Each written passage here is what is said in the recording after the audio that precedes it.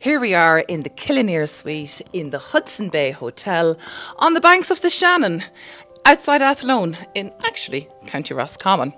And I'm joined today with one of our own graduates, Reverend Corina Carrick, who is here to shadow us. So you're so welcome, Finally. Corina. Not at all. I mean, life is busy. Yes, but I was actually really excited to get here because it was taking me a long time to arrange to get to see the Queen Bee in action. So I'm delighted now. Here I am. Queen Bee.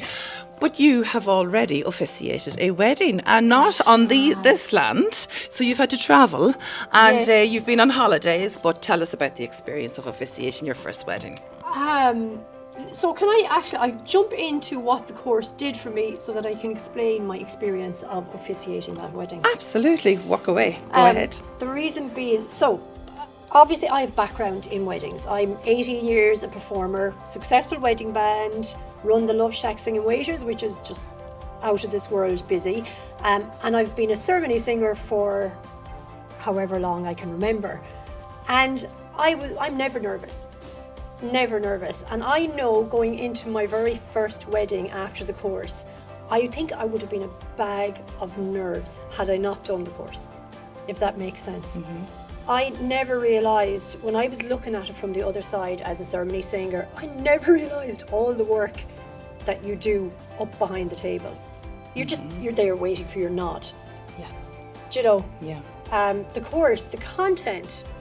Yeah, I walked into my first ceremony with my case, my little bag packed, all my goodies ready, table laid out in a few minutes, confident, and I rocked it. And I did. It was beautiful. I know you did. Yeah, Absolutely. It was beautiful, yeah.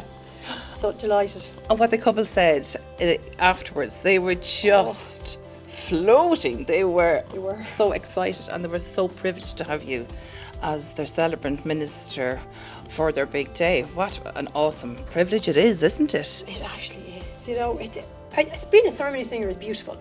Doing the band is beautiful. It's great fun. And your whole goal always is to make sure people enjoy it. I never thought of that from the ceremony, the solemniser, the celebrant side, or, you know. But actually, even on the day, I was very conscious, because of the course and the content, how important it was that I felt people were comfortable, that the laughs were at the appropriate time, and it was natural. But it did flow natural because I suppose it was just confidence from the course. It really was, yeah. Yeah, but you know, you've got to put your time in, you've got to practice at home. I had an ironing board. I think Keith and Michael, who works for us, was married 18 times. Maybe even in one day. So, but you have to do things like that, don't you, Corina? Yeah. What's an ironing board? No. Oh gosh. So after your wedding that you delivered, the feedback that you received, how was that? I think I played that video, the review from the couple, that I just that's something I do with the band, or the singing waiters. You always just say to the couple, you know, were you happy with me, in a nice way? And they don't have to, but everyone is happy to talk about their wedding suppliers anyway. I didn't expect, I was in awe looking at her going, the words that they said were just, I walked out myself on top of the world. I really did. I was like, wow, I did this. And the bride's dad, a beautiful gentleman, came up to me afterwards and he just said, I'm going to tell you the truth. And I was actually in an English accent.